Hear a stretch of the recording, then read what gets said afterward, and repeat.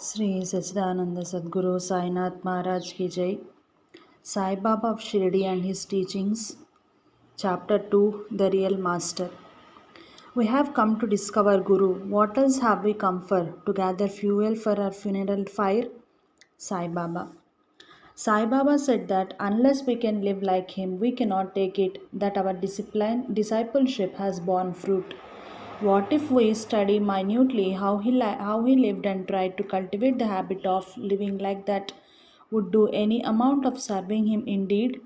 Is it necessary to repeatedly study his life and teaching and to lovingly remember him all the time? Let us see. Sai Baba lived all alone for several decades before any devotees worth the name ever came and sat with him. But if we try to do so, we immediately remember that man is a social animal. Quite a truth indeed. The one thing of which we are terribly afraid is loneliness. The moment we try to do so in a short while, we will find ourselves busying ourselves with people around us under different pretexts. Or at least our mind is much more crowded with memories of things and persons than ever a crowded city. We may adopt some spiritual discipline to keep ourselves busy with, but soon it degenerates into dull mechanical routine. We grow more irritable and less acclimatized to the presence of others. Shortly, our spirituality will start consisting of harassing others, telling them how to conduct themselves, and thereby showing the green signal for more and more people to flock to us in search of spiritual teaching from us, which indeed proves us to be the gloomy cloud of ignorance that envelops us.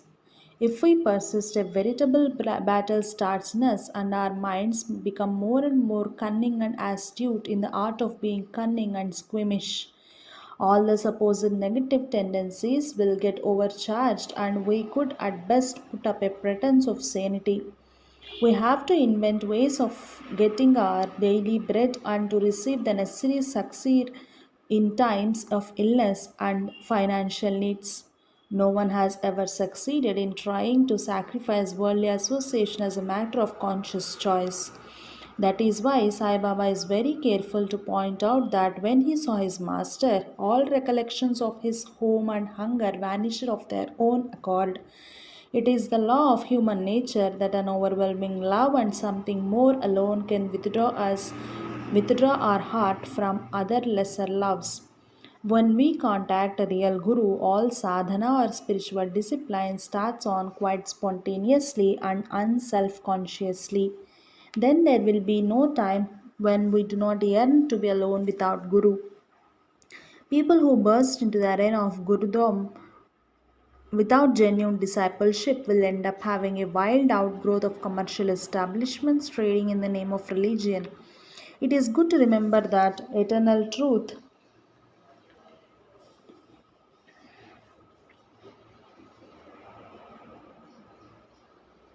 that Christ spoke out. No man can serve two masters, God and Mammon. No genuine master or other God is in this mesh. Let us look at the lives of Sai Baba, Akkalkot Swami, Manikya Prabhu, Sri Narasimha Saraswati, and Sri Pada Sri Vallabha. If one tradition is not enough, let us look at the life of Hazrat Tajuddin Baba or Dhuniwala Dada of Khandwa. The Kedilier gurus or the estate gurus, in spite of themselves, may serve some purposes in the life of the society. Initially, by drawing the attention of the society to them spiritually, and ultimately by showing them by example what they ought to shun at all costs. But for themselves, they are worse than a common man who drudges his life out in honest labor of his daily bread and does nothing more than offering an incense stick to the picture of his guru. But at least the latter is honest and humble, and he can hope for the better. This is the next most important truth we can pick up from Sai Baba's life. As the most obtrusive of the gurus, he did not mill out millions upon millions of words or so called teaching, which everyone hears, no one remembers or bothers to practice. Ask and thou shall be given is their principle. They only speak out as much as the devotee can absorb and endeavor to bring into practice. They know that too much of intellectual knowledge only serves the purpose of self deception and intellectual arrogance, and finally ends up in finding ways of rationalizing one's own failures. That is why Hindu religious law has earmarked the founding of institutions only to conscientious men of the world and the householder. A renunciate is strictly forbidden from any such unless he has learned to live honestly as humble householder and unless he has seen senseless and futility of all craving for fame and wealth, he is not entitled to step into portals of spiritual wisdom. It is lack of such training in the school of life that makes a few foolhardy enough to venture into the chair of guru. The Sanskrit word guru ironically has another meaning, a burden or weight, and that is what they prove to be their followers and ultimately the society. It should not be difficult to distinguish such gurus from the genuine ones, despite the teeming the thousands of devotees that flock to him. Sai Baba never conceived of forming an organization or founding an institution or organizing regular service activities on a large scale. He never wanted his devotees to stand apart from his stream of social life. Instead, he only wanted them to learn to lead their normal lives with a greater awareness. Many of his teachings, therefore, pertain to the wrong attitudes that propped up in our daily day-to-day life. Do not call anyone as your enemy. Who is whose enemy? All are one. He pointed the way of overcoming all petty jealousies. If someone prospers, we did not feel jealous of him. What has he taken of what belongs to us? Not realizing this, we go on giving vent to our feelings by speaking ill of him to others. But we do not gain anything thereby, nor does the other man lose anything of his own. If anything, we are the losers. One day, a few of his devotees assembled in one of the apartments of Shirdi, and one of them was speaking very ill of someone else behind his back. Baba at once sent word to him to see him that evening near the Lendi Bagh. Precisely when they met, a pig was gorging on night soil. Sai Baba pointed out the man and spoke to the effect. Look, it is taking the filth to itself and giving its own cleanliness to the soil. Anyone who speaks ill of the another does the same. He takes the filth into his own mind and washes out the evil karma of the other man. If you do so, even your visit to Shirdi will be of no avail. Sai Baba never wasted his time or the devotees in talk about lofty themes in spiritual wisdom. He merely effected necessary minor corrections in man's day to day life. We see that Christ's teachings too are such. Complex spiritual jargon is always a designed cover up of total ignorance and vanity. He never exhorted his disciples systematically to cultivate love, peace, truth, and such other virtues. For the greatest psychologist he is, he knows that such teaching is counterproductive. In struggling to cultivate peace, the common man learns to maintain external facade of peace, and either his blood pressure goes up or he lets out his steam in the intimate corners of his domestic life, and no one can love by choosing to do so. The more he tries, the more do the natural springs of love narrow down. It is easy to say that no one can fall in love deliberately. All such teaching becomes alive only when the master can hold up to his devotees his own unconditional love without demanding any obedience to his teaching, nor claiming itself to be such. Even in his ways and gestures, Sai Baba never demonstrated his love. He just addressed his devotees sometimes with the familiar words of kinship like Bhavu, brother, mama, uncle, or kaka, grandsire. More generally, he addressed people just by their names. In the name of discipline, he did not assume the pontifical attitude of a guru and never treated anyone as his disciple. It is up to the devotee how he conducts himself, for discipline should be spontaneous, being prompted by the immense love for the guru, quite unconditioned by the hopes of either spiritual or material gain, for only such is a true love. The value of love is absolute. It is a value by itself and does not point to anything beyond itself. His love lived itself always in his watchfulness of the spiritual and material interests of his devotees, and he was never negligent of even the minutest details of their daily life, for the seemingly unimportant things of life are the most vital elements in spiritual life. His omniscient eye was ever watchful all what every one of his devotees did or thought. Promptly, he used to suggest the study of any work of spiritual value like the Gnaneshwari, the Eknath Bhagavata, or some other such, which was most appropriate to his mental state. The sum and substance of his teaching was that we should always remember that he is present in all the creatures around us and treat them accordingly. All his miracles have this common theme and were never intended to merely impress the devotees with awe and wonder. If anyone leisurely slept on till late in the morning for no valid reason, or if he wasted away in his time in meaningless chatter of futile things, he would not allow the devotee to step into the mask, but would stretch out his handful of udi, signifying that he should keep off. If anyone entertained negative thoughts of feeling towards anyone else, he used to grow wild and heap abuse on him so as to impress upon his heart the gravity and magnitude of his folly. For as the Christ said, it is not that which we take is then in that pollutes us. It is not that which we take in that pollutes us, it is what which comes out of us that does so. If a little rubbish fall into the fresh water well, it is enough if it is removed. Is it enough it is removed? But if the very springs of water are brackish, nothing can be done about that. So too, when the heart is unclean and the feelings, thoughts, words, and deeds which emanate from there are unholy, nothing can purify such a man. Fortunately, unlike the well, man has the opportunity of changing his way of thinking and thereby purifying his own heart, and that is the business of life. It is for the same reason that he never allowed anyone to treat any kind of food as unholy. If it is used as food and nothing more, all food is holy. It is the daily bread which the Lord in His mercy has granted to all living creatures. If one still tries to cater to his own palate, then any kind of food is equally harmful to his self discipline. It will make him forget the very object of man's life and ultimately would enslave him. He does not eat it, rather, it eats him up. As in all other things of life, he set an example to all by his characteristic way of eating. He mixed all the items indiscriminately and ate just enough to quench his hunger.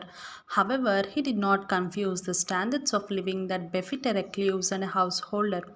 While he never drove away cats and dogs that fairly ate from his earthen pot, he was particular that all his householder devotees should scrupulously take sufficient quantity of food and leave it outside for all other creatures.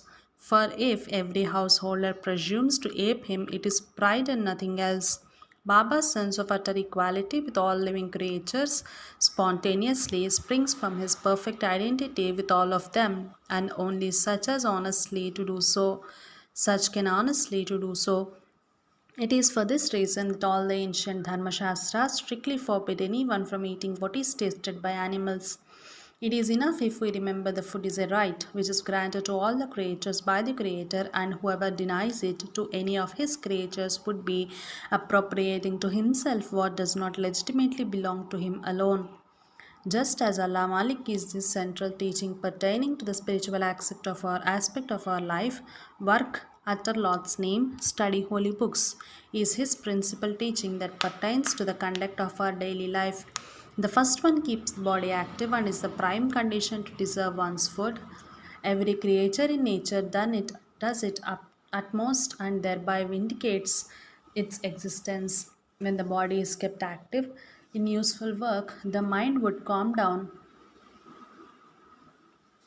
and it will be easier to preoccupy it with what is valuable, that is, sacred study and remembering the Lord. In fact, it would then be much easier for anyone to realize the attitude Allah Malik, for no slave is expected to keep idle.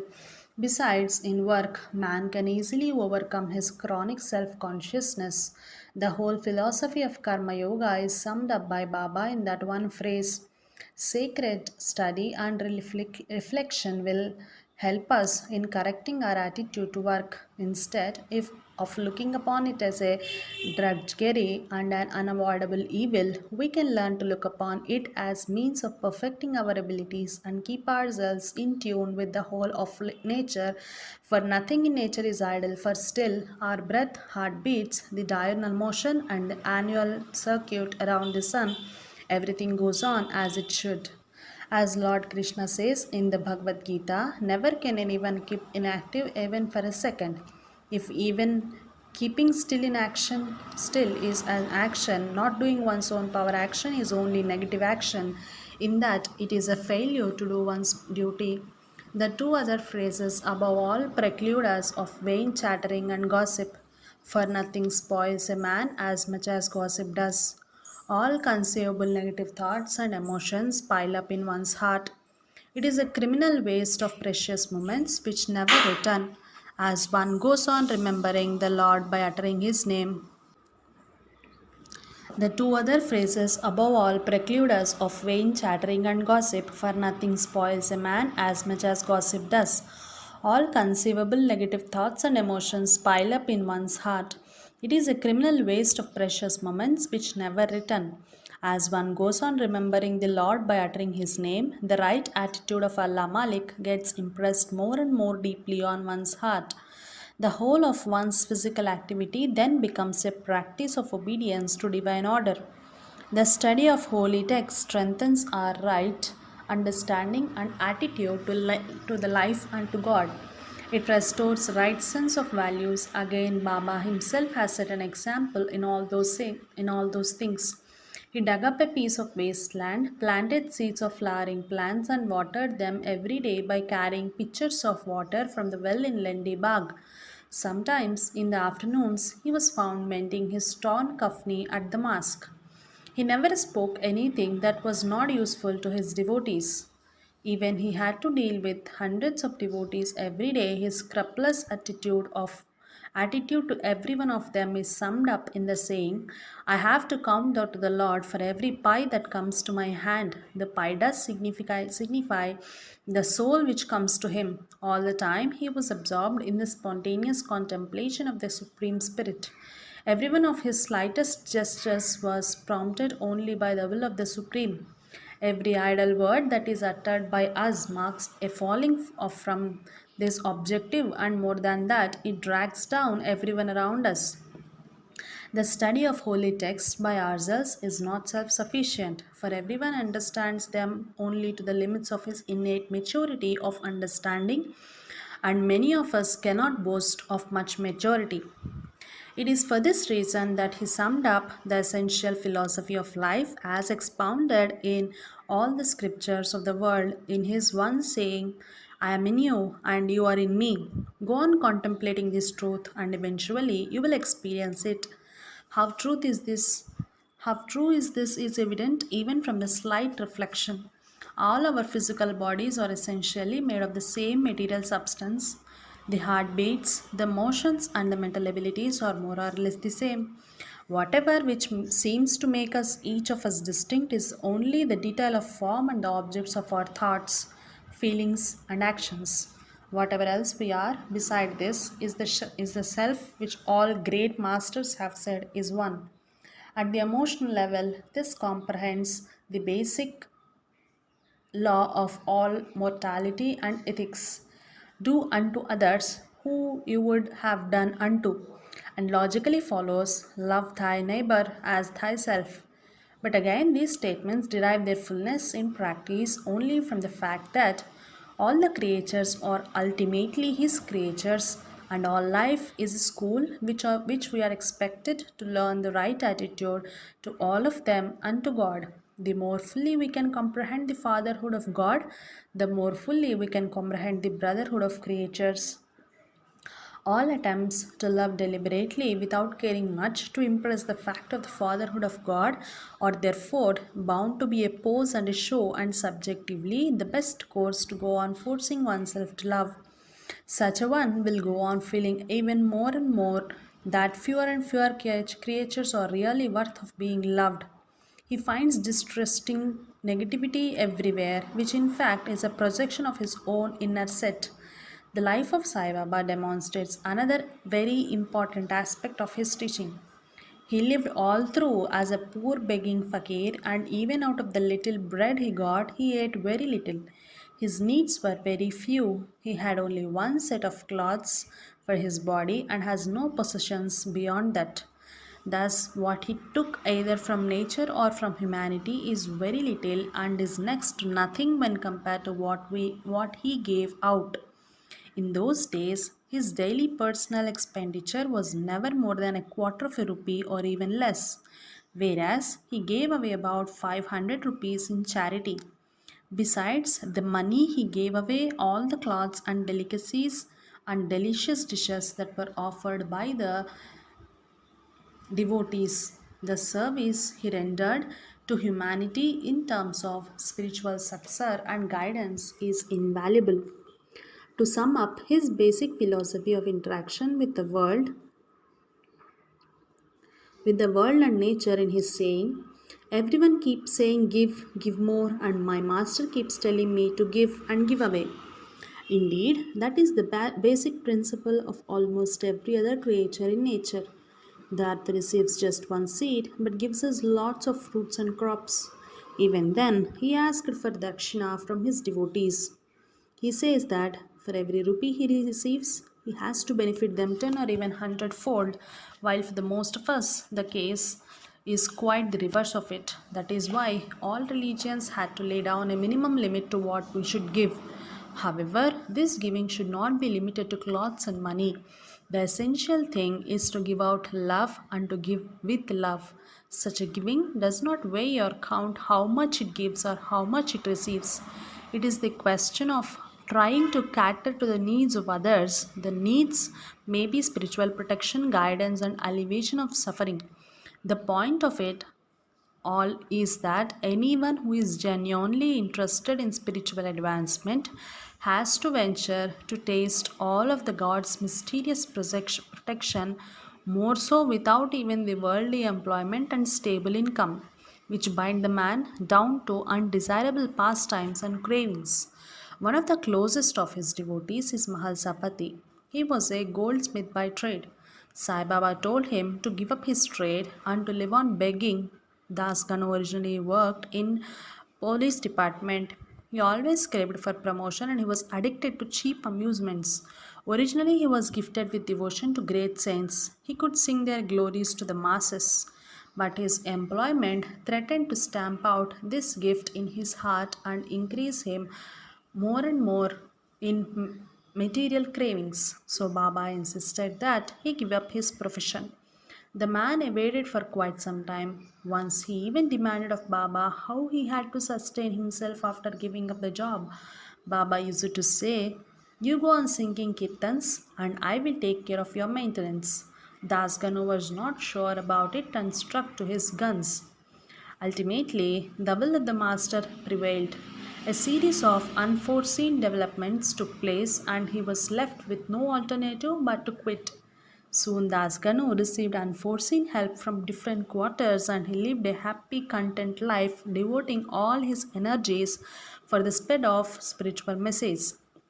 Indeed, it was owing to his kirtans that hundreds and thousands of people were drawn to Baba. The master was particular that his devotee should not only go on singing about God's grace and message, but he should taste it for himself. It is easy to discern that slowly and steadily he was drawing those who were worthy to his own mode of living. There is one reason why he weaned Dasaganu away from his fondness for cheap street plays called tamashas. Not only did they divert his attention from the only legitimate object of life, but they also plant seeds of gross worldliness in a man's heart.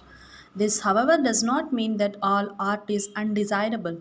The master only meant that all the artistic talent of man should be put to the proper use, that is, to nurture one's own devotional nature. Music and dance, when properly practiced and used, link man's body and mind with the music of the spheres and cosmic harmony. They can influence one's emotional nature either way. Even in this, the master set an example himself. In the early decades of his arrival at Shirdi, he often went to the meeting place of wandering Muslim fakirs, the Taqiya, and there in their holy company, with trinkets around his ankles, he danced ecstatically singing songs of Kabir and other great saints. But he never danced or sang anywhere else. The instruction is clear.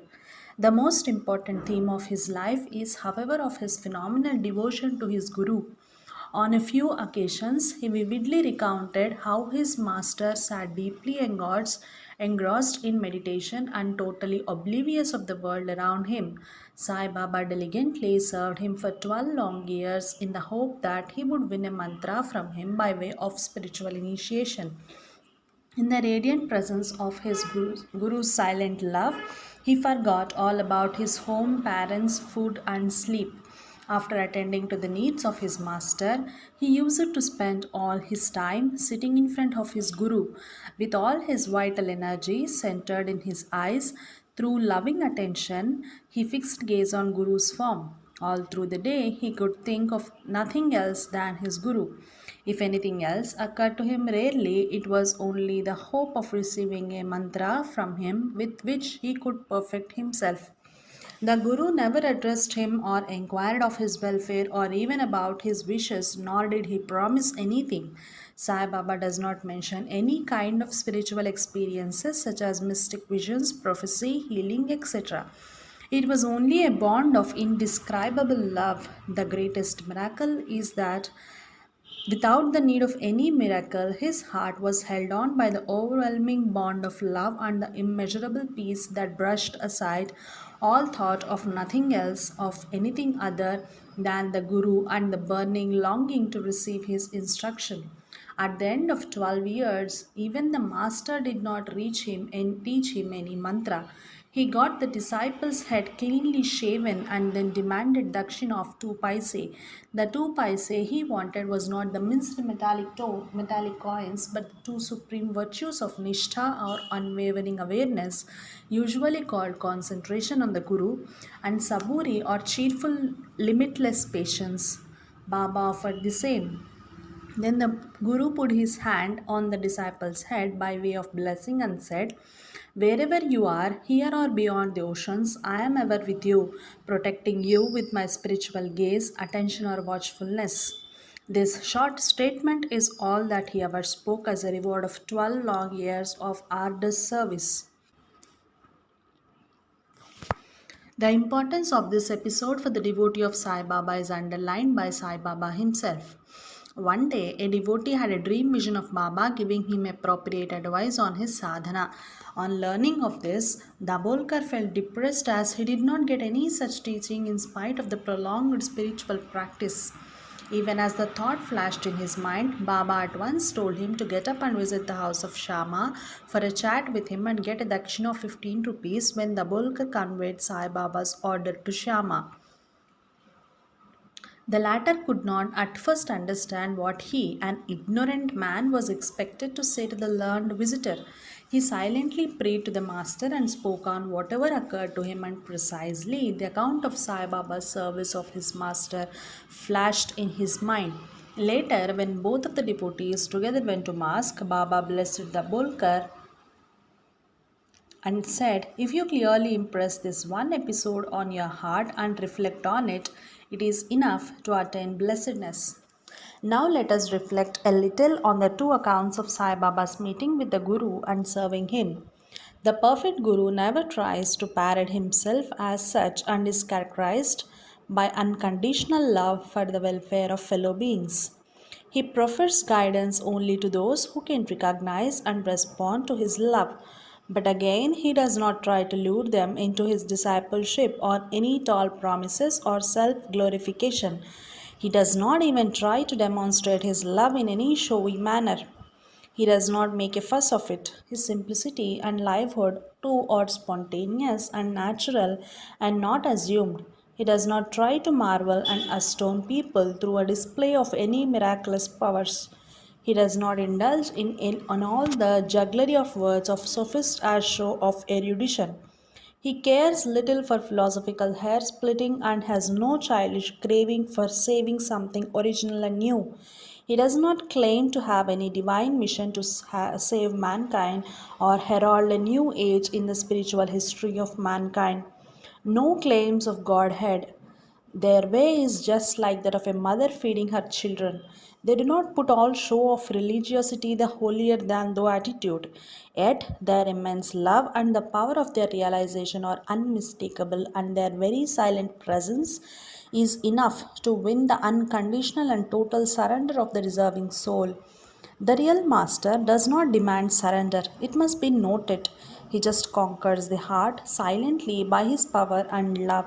As Mrs. Manager records in her impressions of Sai Baba, there is no room for any doubt in such a one's presence, a mysterious confidence and courage that no harm can overtake them rests in his devotee's heart. He does not tell his devotees not to seek wisdom elsewhere, nor forbids them from visiting any other teacher. Only when the devotee of his own accord and free will sticks on sufficiently long to him, only when the discipleship state is complete, this master speaks out with the complete authority that he will protect him wherever he is by his omniscient and omnipotent love. It is important to note in the above account that the worthy disciple just forgot all about his possessions and home, and he was not specifically instructed either to live with them or to surrender them for the master's mission. Indeed, the real master is only a giver and never demands for anything. Even the final demand for the meager dakshina, it should be noted, is not for the coins. In fact, it is the final and the only teaching that matters. He is assured of protection and guidance wherever he is to keep this in clear view through the loving remembrance of the Guru is the first coin. The courage of face and accept every situation without being anxious about the results is the second coin. A little thought about revealed that, in fact, this final teaching is the implication of the cardinal teaching Allah Malik. The first paise is the first word in the phrase, and the second word is the second paise. Together they represent the spiritual state of the master. Under the show of demanding dakshina, the master has indeed given himself totally to the service and protection of the disciple. In spirit, it is the Guru that affords dakshina, and it is for the disciple not to lose it. It is evident that one cannot be a teacher without being a living manifestation of the heart of his teaching. He is the way and the goal, and such is true life. It is important to note that the Guru has not told the Chela to do anything, nor did he prohibit anything. The disciple himself has to decide these matters in the light of his only task of standing up to the dakshina he has offered to the Guru. The spirit of this demand for dakshina is brought about by a beautiful story in the Hindu spiritual lore. A disciple who was enlightened by the grace of his master wondered what he could offer his teacher in return as an expression of his gratitude. The master said, "Keep to this state of realization, and that is the only dakshina I demand." In the complete account of this episode, Sai Baba mentions clearly that he silently bowed to his master. It is worth pointing out that Hindu gestures of salutation, a joining of two palms together, signifies this promise on his part made to his master. The hands which a man naturally uses in striving and craving and perhaps in fighting are now joined together in surrender to the protection and the guidance of the omniscient and omnipotent Guru. While one of the palms represents the first paisa, the second palm represents the second paisa. The joining of two teaches us the nishtha has to be supported by saburi, and saburi has to be supported by nishtha. These two together henceforth constitute his heart, his whole attitude of life. The gesture of bowing the head is an acknowledgement of the realization that there is actually no such entity as the self in him beyond what God has created and what He guides. The disciple sees the loving manifestation of the truth in the Guru, and having realized that the truth unresolvedly assents to it, that is, bowing. As a sincere and heartfelt expression of this recognition, the act of bowing follows only after the disciple is won over by the genuine experience of his master's love. Such salutation was not made by Baba as a mere formality and at the outset. We must remember how Sri Ramakrishna Paramahamsa encouraged young Vivekananda to test him as much as he needed and accept him only when he is certain. It is only the ignorant, self styled gurus that demand salutation, obedience, surrender, and unwavering faith in them as conditions to realize. Without having learned from experience that the Guru is worthy of such, it is mere hypocrisy to do so. That is why Sai Baba used to put it cryptically, all the dealings here are in cash and never in credit. Note the pun on credit. It is also important to note that Sai Baba, who was actually aware of his own inadequacy at the outset of the episode, did not timidly cower before the learning of his three companions. They spelt out lofty words of Vedanta and ego satisfying trends of self effort. He bowed his head only where he found realization. In today's market of spiritual trade, faith is an advance payment demanded upon us in return for the goods, the value of which we can learn only afterwards. On the other hand, with a genuine master experience comes first, and faith based on it follows as a matter of course as spontaneous gratitude and acknowledgement. In the life of Sai Baba too, most of his devotees were won over by him through experience. In this context, it may be useful for me to mention my own encounter with a genuine guru. I visited him in the dense forest of Chintapalli, Andhra Pradesh, and formally bowed him. Pat came the interrogation. What do you know of me that you should take trouble of coming all the way and bowing to me? Do you want me to suppose that do you want me to suppose that you have recognized my worth at a glance? If that were the case, I would have to bow to you and there is nothing more for you to seek.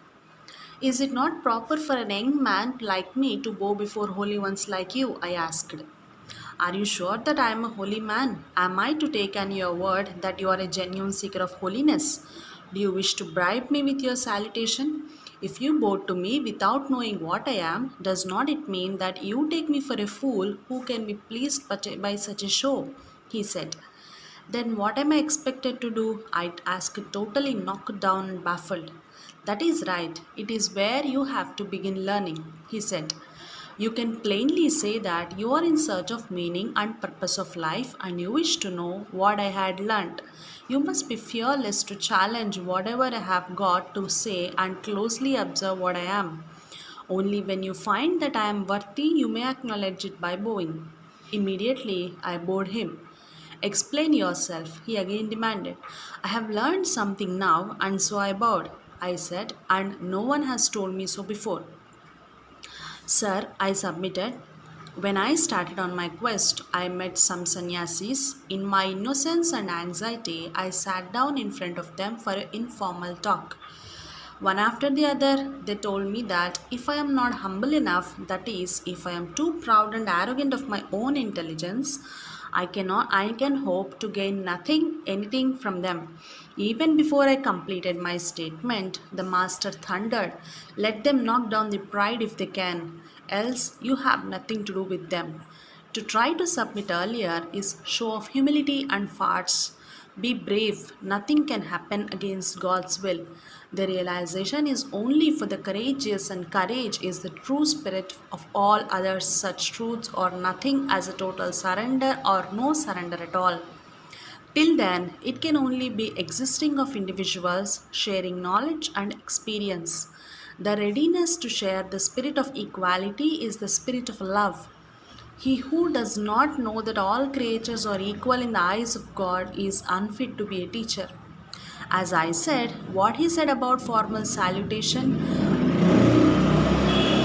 I was reminded of what Dr. Lowen says about Massachusetts character. They are too ready and willing to cooperate with the psychotherapist, but it is a cover of their inner resistance and hostility. The final statement of this teacher reminded me of the fact that Bhagavan Ramana Maharshi addressed every one of his devotees and even other creatures with the utmost reverence. Sai Baba too dealt with everyone in perfect sense of equality but without a show of formal courtesy. It was this instant that reminded me of this detail in Sai Baba's account of his own encounter with his guru. The parallelism was clear. Both these masters met seekers in their dense woods. This teacher too greeted me by first inviting me to eat. Both the teachers looked like common people and neither has put up a show. There was nothing queer or impressive about their dress and manner. This reminds me another minor incident. I saw the greatest of avadhutas I have ever met at Pundi, a village near Tiruvannamalai. One day, some devotee removed the torn, soiled clothes from the master's body and dressed him in beautiful silk, profusely garlanded him. I noticed that the master was looking at his new dress in a strange manner, muttering something to himself with a fancy twinkle in his eye. I asked him what he thought of it at all, of it all. A monkey show or a cattle show? What else could a monkey do if a beautiful garland is given to it? He replied. I was shocked to note how a genuine master would feel about all the fuss which credulous people make of them. The master meant that people were trying to put him up on a show as if he were a monkey performing impossible tricks or four-footed creature on sale. In the next statement, he implied that a genuine master is like a beautiful garland, but the ignorant folk do not know how to use it properly, and instead, like the ignorant monkeys, they treat them in the queerest fashion without deriving anything worthwhile in the process. At once, the teeming armies of many self styled gurus I saw in the past flashed in my memory. With what grateful joy they quote all this fuss, and how childish of them is of the story of blind leading the blind, confusion versus confounded, a tale told by idiots of sound and fury signifying nothing. Indeed, I thought.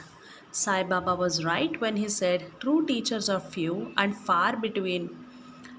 Similarly, the Avadhuta of Kalahasti too banged me at our first meeting. Rogue, why do you bow to me? You are a great master, and so I bowed. I said, what is the great about me? He asked. You have realized it yourself, I replied. What if? Do you congratulate a man for keeping himself clean? It may be repugnant if he is otherwise. But it is quite natural to keep. Realization is ultimately keeping one's heart totally clean, and there is nothing to congratulate such a one or to praise him. It is just like that, he said.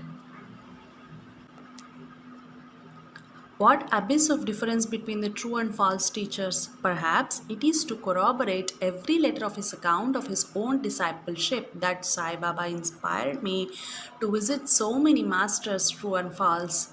In one of his queer reminiscences, Sai Baba tells us that he once served a fakir. The latter was one day invited to a feast in the village, and he took young Baba to that home. He ate to his fulfill and told Sai Baba to carry delicious food home. By the time Sai Baba reached home, the fakir too was there and sat for another bout of eating. At the end of narration, Sai Baba frankly says that such a one cannot be a true fakir, that true fakir are rare. The teaching is clear. One can serve and help anyone and serve with loving reverence that is due to any creature of God. But one should not bow down before everyone in false humility and show of faith. So far, we have noted the hallmark of a real master. In the way he deals with those who come to him, one thing remains to be considered. While three of his companions failed to recognize the love of the woodcutter in the dense forest, how could Sai Baba do so? How did he prepare himself that he was accepted by the Guru? For while the problem of identifying and contacting a real Guru is one side of the question, the problem of being a worthy recipient of his grace is another. For either of this, Sai Baba has indicated a way.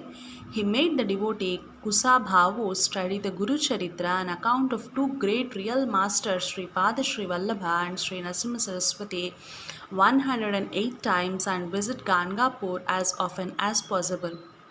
The rest of the time, he kept Kushabhavu in his own presence and made him study the holy texts. Let us remember how he encouraged Dasganu Maharaj to compose and sing the lives of great saints and to visit them. The study of lives and teachings of real masters, visiting the places of such holy men and association with a real living Mahatma who could win our surrender are the infallible means. In one of the accounts of his previous existence, he mentioned that he, along with a few of his present devotees, moved with a real master. Nowhere has he mentioned that he prayed to this god or that observed any rituals. We find him more than a conscientious worker who treated all his fellow creatures with all the reverence due to a creature of God, whatever may be their individual merits or demerits. Such honest living coupled with service of real masters is what had prepared him for the final meeting.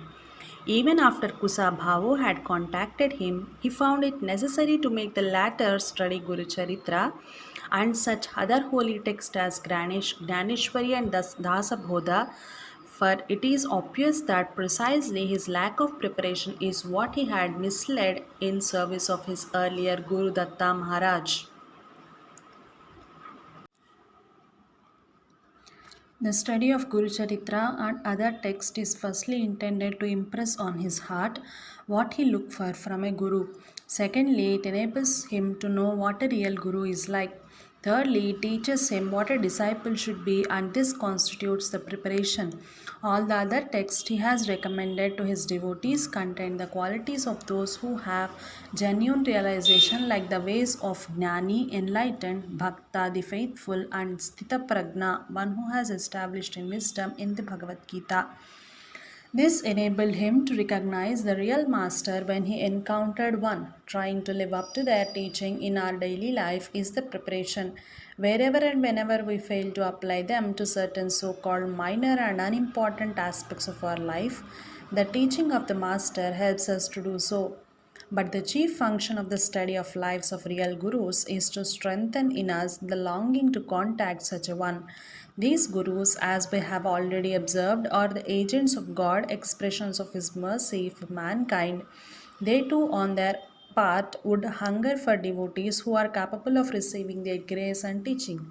For ultimately, that is the will of God which functions through them.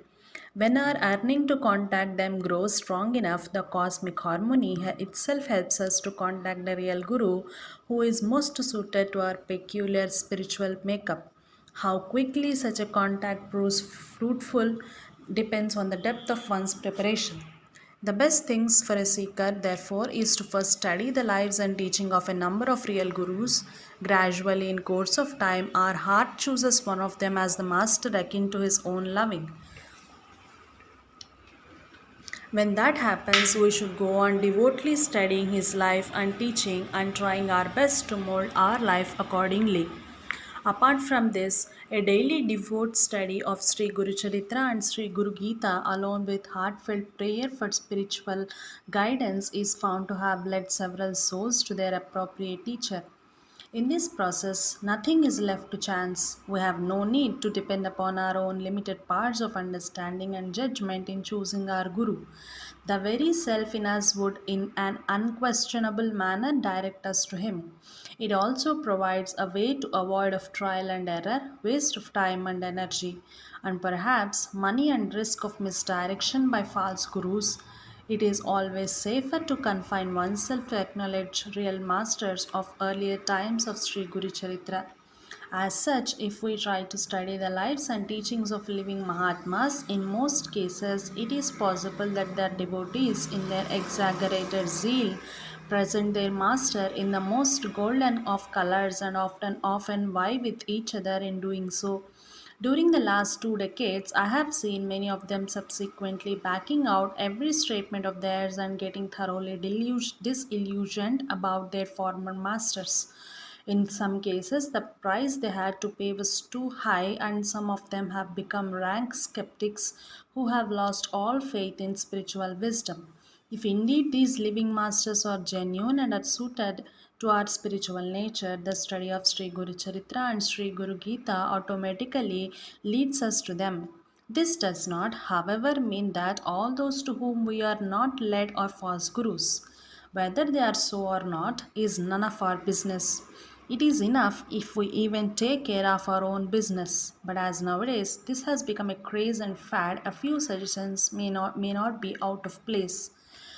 No genuine spiritual master tries to highlight any particular religious tradition at the expense of others. The wise know that truth is invaluable wherever it is found, and untruth deserves to be totally neglected wherever it is. They also know that no race, community, or religion has ever been left unprovided by the merciful Lord of true guidance.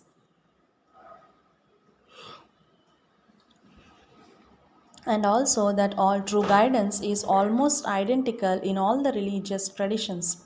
Hence, there can be no preference. So, too, they do not identify themselves with any nation or caste, and their teaching defies any such labeling. Nothing that is divine in creation has any denomination. The sky, the earth, the air and water, fire and food, and all else. Have then can truth have any such denomination? If at all they make any distinction, they recognize only two classes of people, those who seek righteous living and those who do not. They have no illusions that by meddling with the different and private affairs of those who have no need for spiritual wisdom can of any use either to them or to anyone. They also know that the seekers of wisdom can pursue their quest under any conditions. Where there is a will, there is a way. They know that truth this needs no advertisement. Those who want only truth are not carried away by propaganda.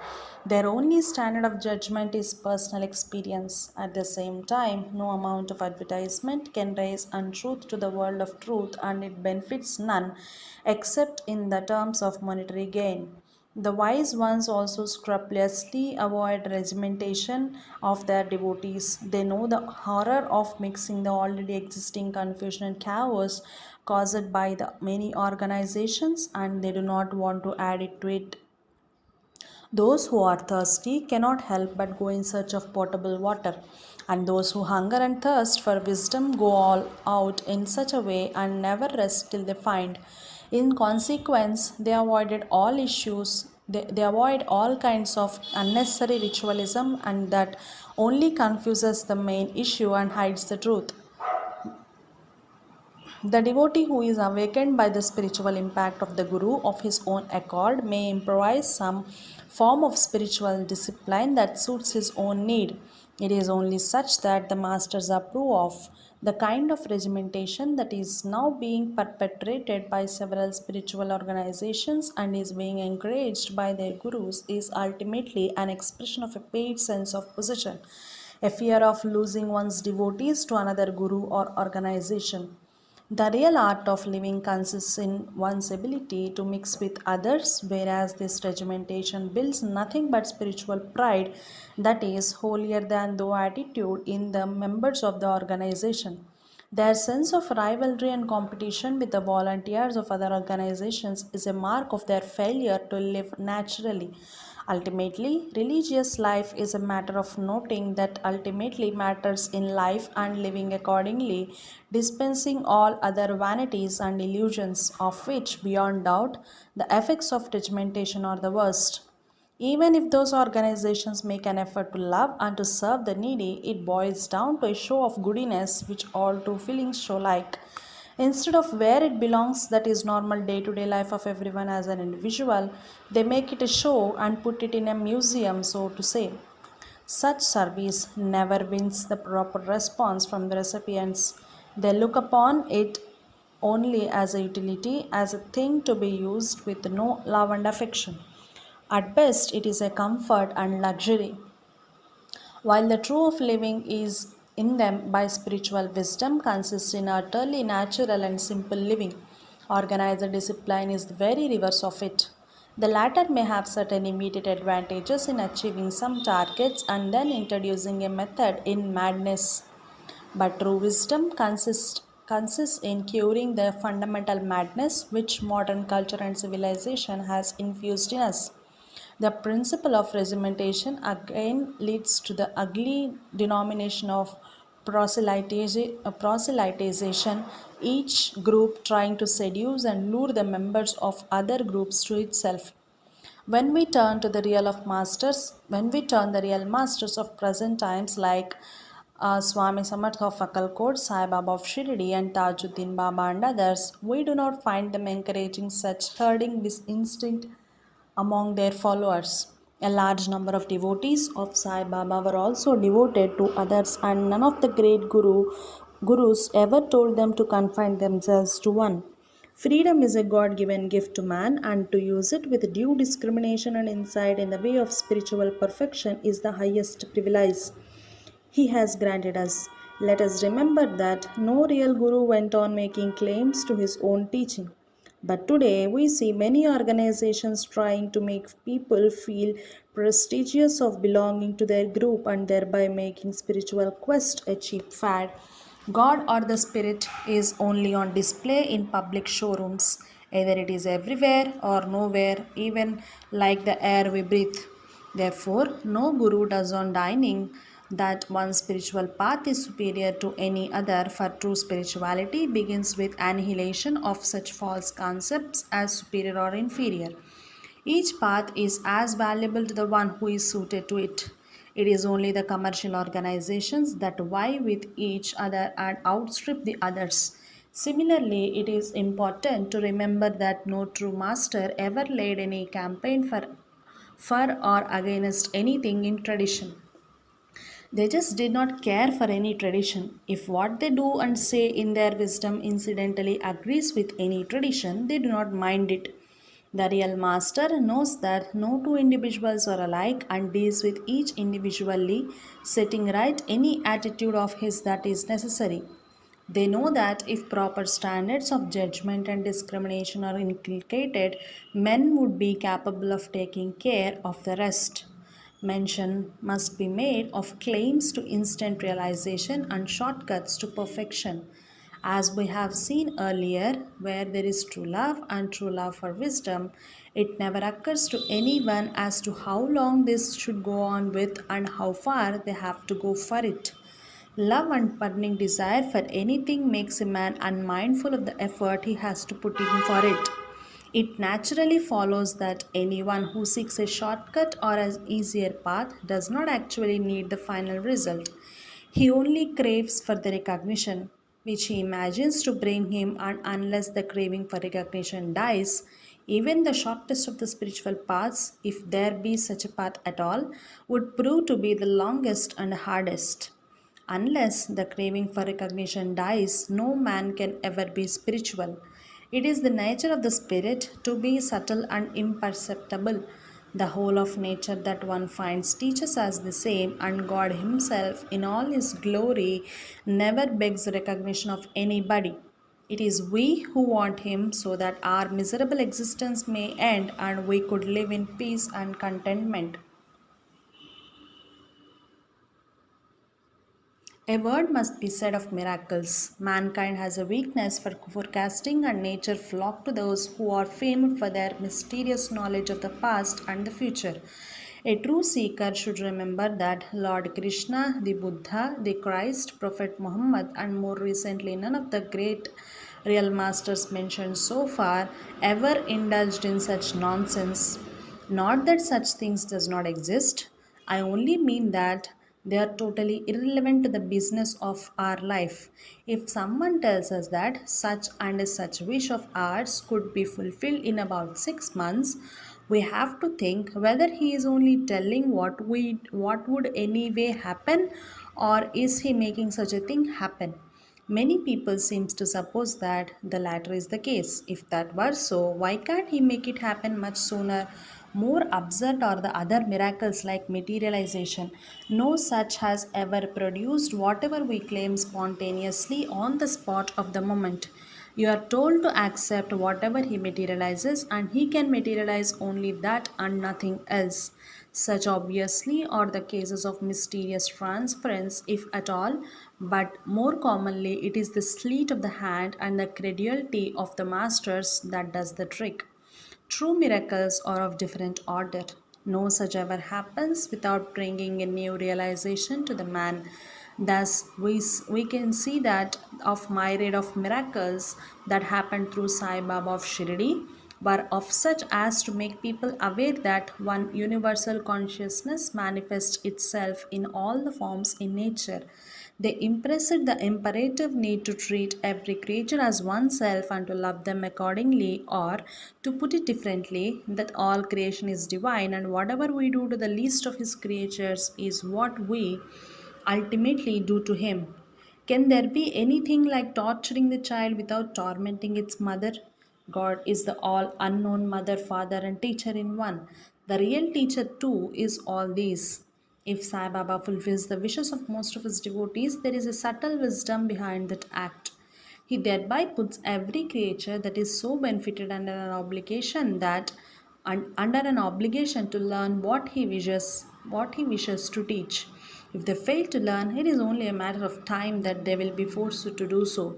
He said, Maya sustains him who forgets me, and I will never allow the mankind to fall or to go away from me.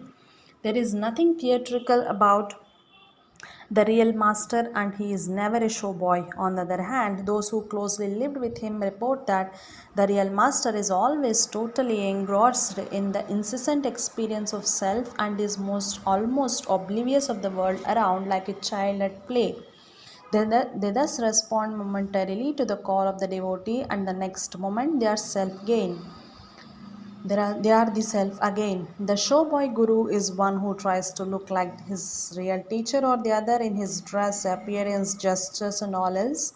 Some of them are more varied in their madness. They'll try to look like different Mahatmas at different times, don the garbs, don the garbs and outer symbols of different religions at different moments. It is always untruth that tries to look like the truth. Truth does not look like anything else and perhaps not even like itself. Therefore, it is so difficult to discover it but so easy to cover it up. Fortunately, those who have proper preparation for meeting the real Guru have nothing to fear from him. Such a one, like the wise customer, is not carried away by all this fuss and show. He counts and measures the goods, assess them, and only then pays the price. Above all, such a one who does not have to hang around these spiritual liquor shops. When he is ready, he would receive a cordial invitation, and he cannot resist the call of love.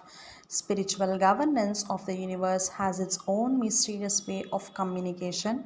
It is always a communication from heart to heart, from spirit to spirit, and there is no mistake anywhere. Jai Sai Master.